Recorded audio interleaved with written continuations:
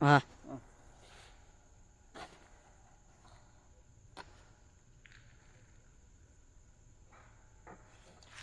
આ છે send boss ને જરા ગુજરાતીમાં આપણે આંધ્ર સાંકળી કહેવી છે.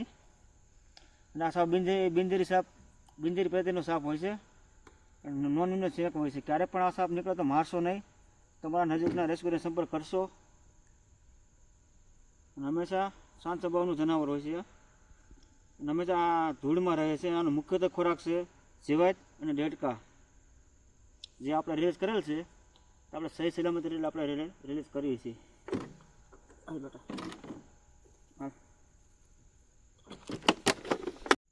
વિડીયો મેં ચાલુ હતો.